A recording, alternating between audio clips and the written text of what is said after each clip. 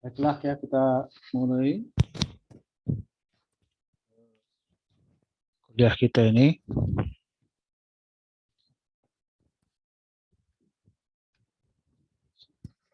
Suara saya terdengar?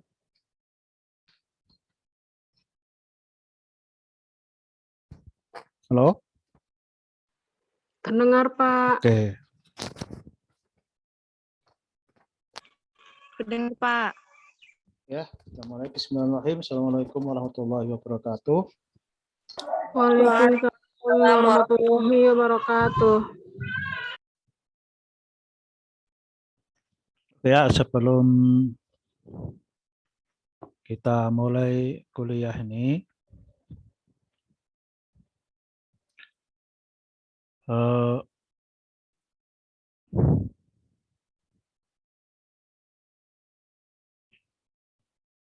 kita akan atur dulu karena ini pertemuan minggu terakhir ya, minggu terakhir. Jadi kita kemarin sudah menambah pertemuan pengganti di hari yang kemarin ya. Kita masih punya satu lagi pertemuan untuk penggantinya.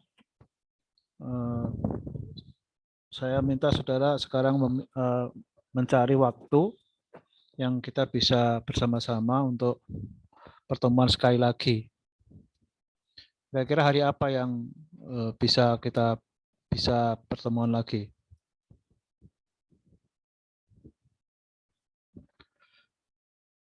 Kemudian yang kedua ini saya kebetulan ini dalam waktu bersamaan juga ada rapat melalui Zoom. Jadi nanti mungkin saya kalau ada gangguan-gangguan di tengah jalan mungkin bisa berhenti sebentar untuk jeda kalau saya nanti diminta untuk bicara di tempat yang lain ya.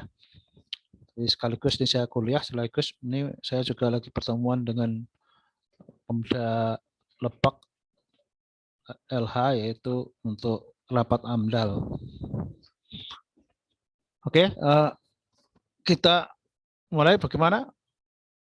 Kapan kita bisa melakukan pertemuan sekali lagi? Halo? Halo? Iya, Pak. Ya, kapan kita bisa punya waktu kalau yang kosong untuk Zoom lagi, sekali lagi? Untuk pertemuan, tidak harus Zoom ya, nanti untuk pertemuan sekali lagi.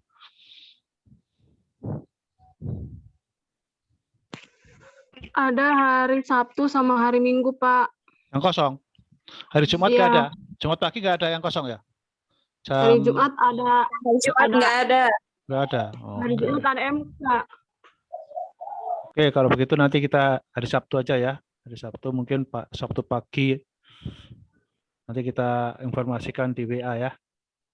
Iya, Pak. Semoga masih bisa nanti soalnya saya harus konfirmasi dulu dengan PAK. Oke, pertemuan terakhir nanti ya. Oke, sekarang kita akan masuk kepada pembahasan materi kita. Kemarin kita sudah bahas mengenai persediaan ya. Persediaan bahan baku yang paling kita sudah bahas. Kita sudah bahas mengenai alasan jenis-jenis bahan baku dan alasan penggunaan bahan baku atau persediaan bahan baku atau persediaan yang lain-lain itu untuk apa. Nah, sekarang kita akan sudah masuk kepada pembahasan mengenai persediaan bahan baku. Walaupun ini kita bahas persediaan bahan baku, tapi materi yang kita bahas ini nanti karena memang bahan baku itu menjadi input dari produk kita, maka intinya persediaan dari kacamata persediaan sebetulnya sama saja ya ilmunya ya. Baik persediaan bahan baku, bahan setengah jadi maupun barang jadi atau persediaan barang dagangan. Atau persediaan yang lain pada intinya secara umum sama ya. Nah, sekarang kita mau menggunakan yang persediaan yang paling penting yang ada di perusahaan yang titik krusial keberlanjutan perusahaan yaitu mengenai bahan baku. Yang kemarin sudah kita jelaskan bahwa bahan baku itu adalah bahan yang memiliki komposisi paling banyak atau digunakan paling banyak dalam satu produk perusahaan.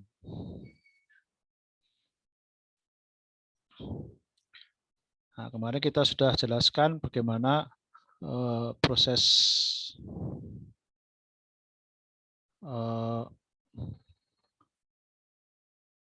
pengawasan bahan baku, ya, dari sisi kualitas maupun dari sisi kuantitasnya.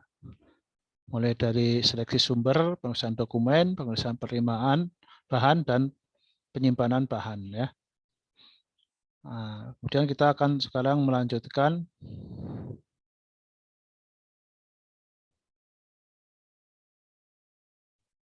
pada alasan perlunya persediaan. Tentu saja di dalam konteks ini adalah persediaan bahan baku juga.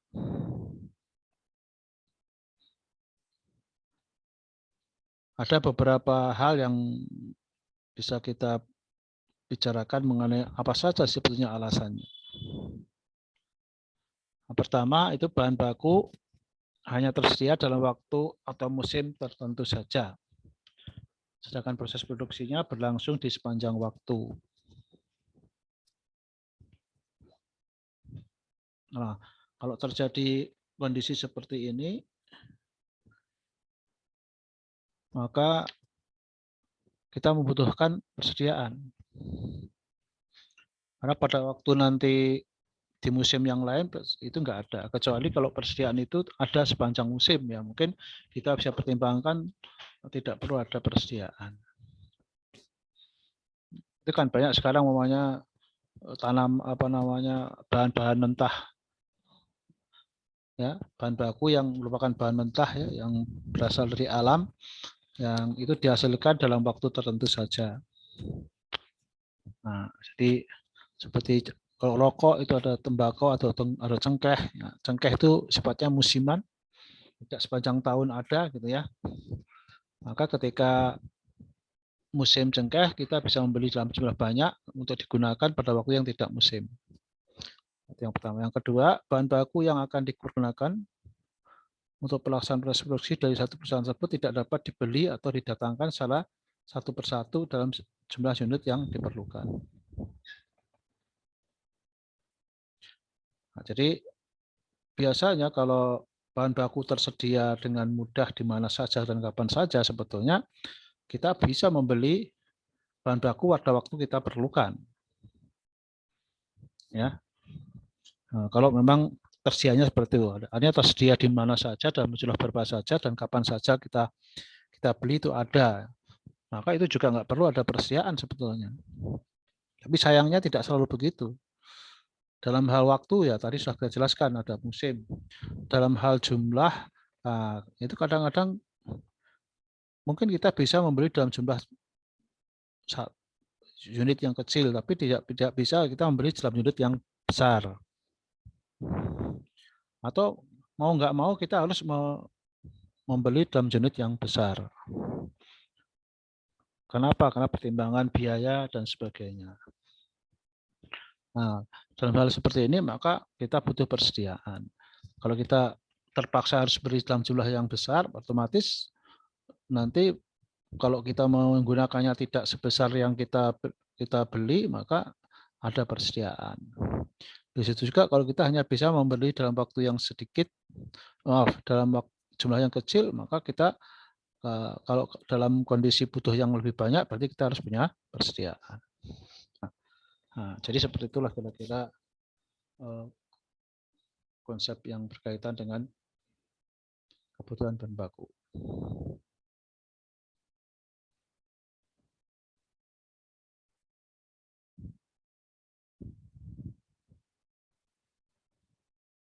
Kemudian yang berikutnya, karena kita punya waktu untuk membeli bahan baku itu kan perlu waktu, ya, mulai dari pesan sampai datangnya. Nah, kalau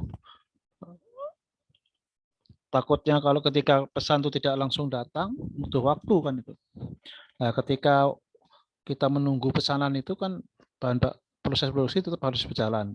Kita tetap butuh bahan baku. Nah, kadang-kadang suka terlambat datangnya. Nah, jadi itu ketika kita sudah merencanakan bahan baku itu sesuai dengan waktu pesanan itu sudah kita sediakan, tetapi bisa datang terlambat. Nah, keterlambatan ini kan kalau kita tidak antisipasi, pasti nanti akan ada penghentian produksi karena kita ada idle bahan bakunya kosong. Maka keterlambatan ini juga harus kita perhitungkan dalam bentuk persediaan.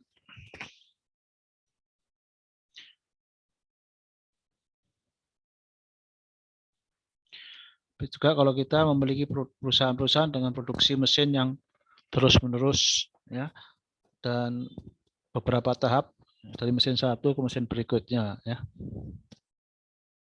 Nah, itu bisa terjadi nanti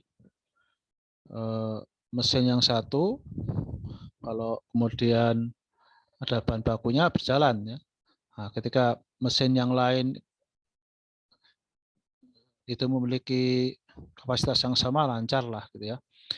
Tapi kalau kapasitasnya berbeda, nanti akan terjadi namanya persediaan.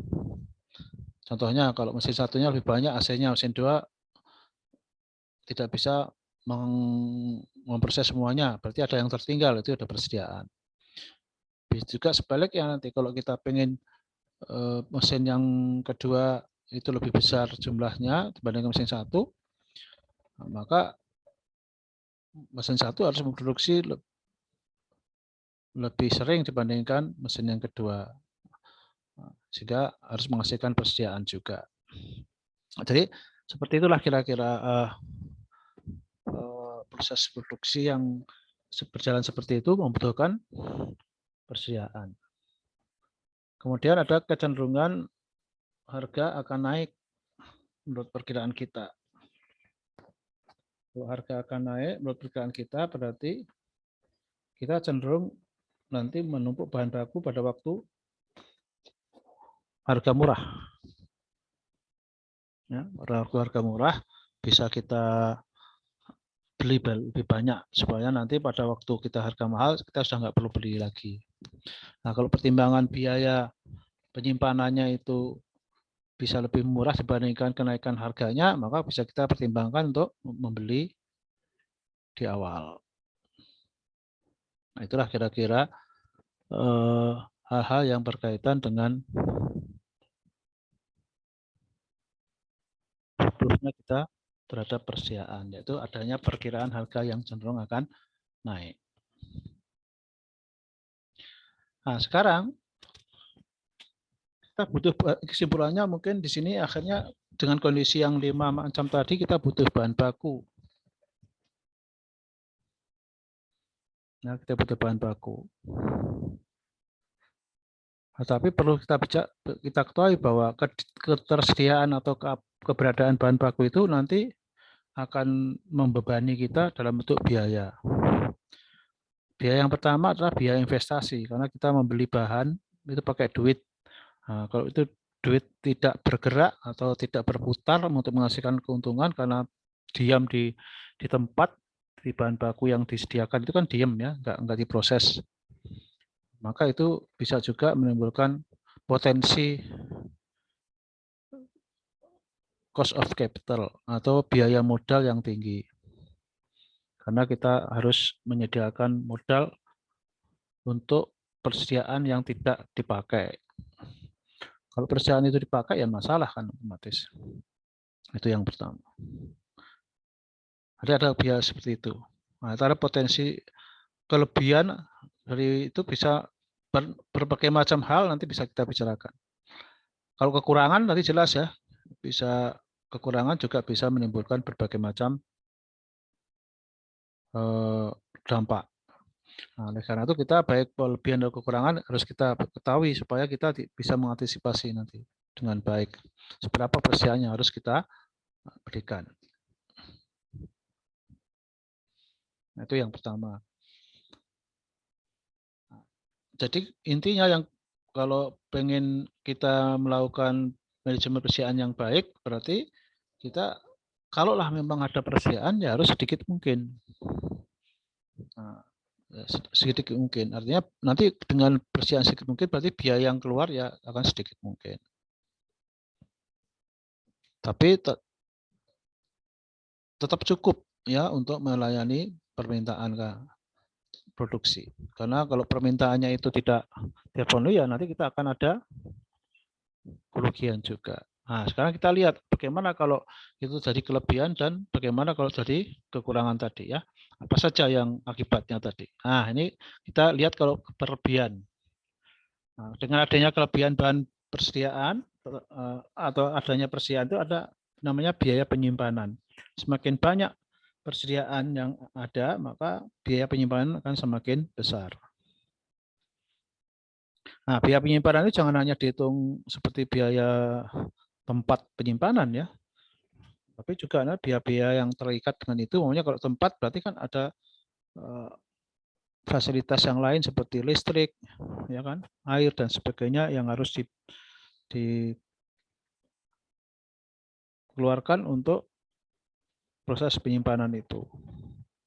Begitu juga nanti ada pegawainya yang untuk mengurusi gudang penyimpanannya, mengawasinya dan sebagainya. Jadi itu banyak nanti biaya yang terlibat di situ, baik yang biaya langsung, tidak langsung, biaya tetap atau biaya variabelnya.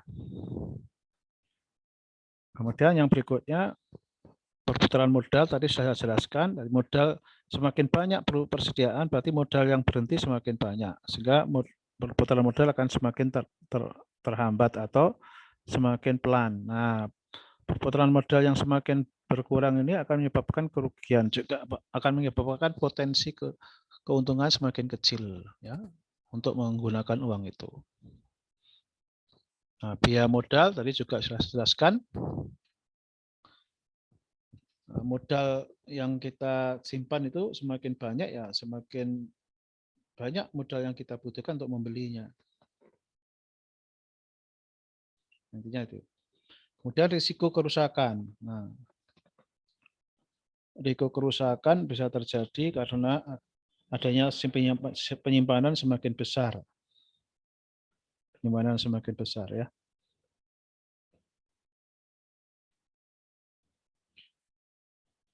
Risiko kerusakan ini atau juga risiko mungkin kehilangan dari gudang atau yang lain seperti hama atau mungkin juga pencurian.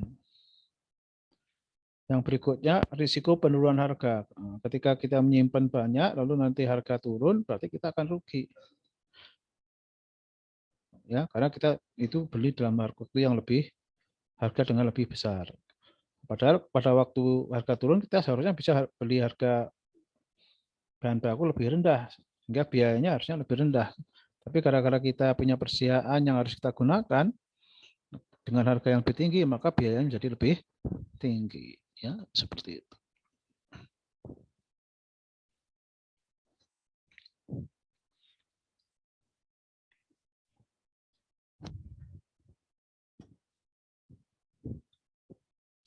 Kemudian yang kelima, risiko tidak terpakai.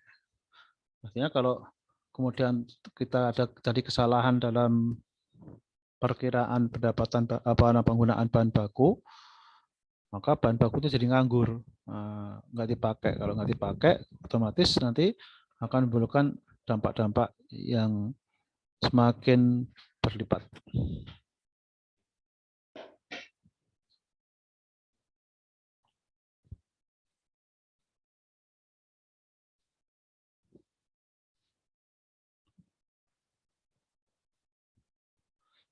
Ya, jadi itulah kira-kira bagaimana akibat bahan baku yang terlalu besar.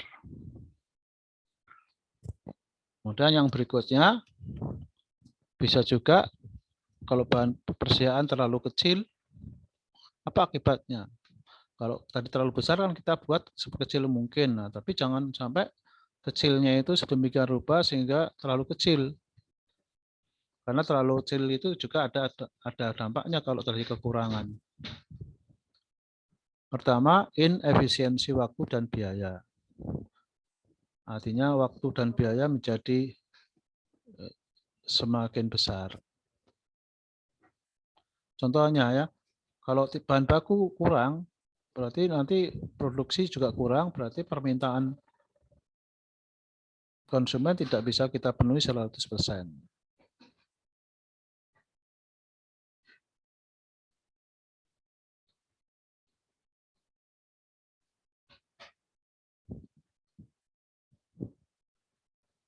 Nah, kalau kemudian terjadi itu kan menjadi masalah karena kita berarti bisa prestasi atau ingkar janji untuk memenuhi kebutuhan permintaan. Maka biasanya kemudian kita melakukan pembelian secara mendadak. Nah, pembelian yang mendadak ini biasanya karena jumlahnya lebih kecil atau harganya tidak bisa kita kendalikan, kita akhirnya membeli dalam jumlah yang dengan harga yang lebih mahal. Nah, artinya itu ada dari segi biaya kita semakin besar. Dibandingkan kalau kita bisa merencanakan jauh sebelumnya pembeliannya itu.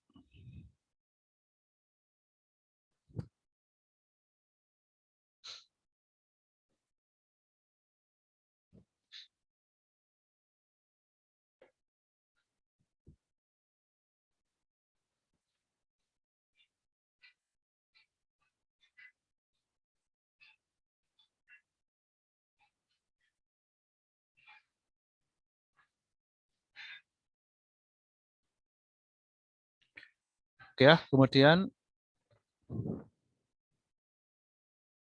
yang kedua, produktivitas mesin.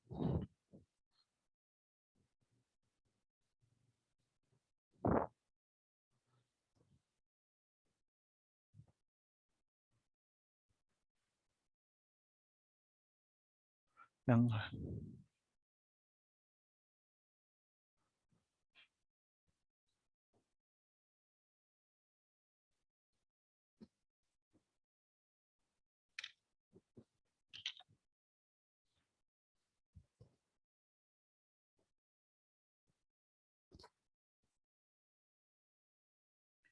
Oke ya, kita lanjutkan produktivitas mesin. Nah, kalau terjadi produktivitas mesin itu nanti apa yang terjadi dengan produktivitas mesin apabila persediaan terlalu kecil. Nah, persediaan yang terlalu kecil berarti akan mengakibatkan mesin itu nanti tidak bisa berproduksi. Nah, berarti nganggur. Gitu. Nah, anggurnya mesin ini berarti kan produktivitasnya semakin berkurang. Padahal mesin itu dibeli dengan uang yang harga tertentu yang itu dihitung sebagai biaya. Jadi kalau dia nganggur, ya nanti berarti kita membiayai mesin yang sedang nganggur itu berarti nggak produktif. Nah, seperti itu. Di situ peralatan dan tenaga kerja yang lain. Yang ketiga, tidak bisa memenuhi pesanan. Sudah saya jelaskan tadi ya, itu bisa menyebabkan nanti pelanggan menjadi kecewa. Dan lalu dia bisa berpindah ke perusahaan yang lain sehingga dalam jangka panjang nanti kita bisa kehilangan konsumen. Kemudian yang keempat, kuantitas dan kualitas menurun. Kalau perusahaan kehilangan bahan baku, proses produksi berarti tidak lancar. Nah, akibatnya nanti kualitas dan kualitas yang diproduksi itu menjadi bisa mengalami masalah ya karena kekurangan bahan baku tadi. Nah, jadi itulah kira-kira berbagai macam hal yang diakibatkan karena kekurangan bahan baku. Oke, kita masih punya waktu untuk yang tahap pertama itu 1 menit ya. Nah, sekarang kita bahas selanjutnya nanti kalau waktunya habis langsung kita masuk lagi aja. Faktor-faktor yang mempengaruhi persediaan bahan baku. Jadi kalau tadi itu adalah akibat-akibat yang terjadi apabila jumlah persediaan terlalu besar atau terlalu kecil. Nah, sekarang apa yang menyebabkan persediaan menjadi lebih besar dan menjadi lebih kecil itu?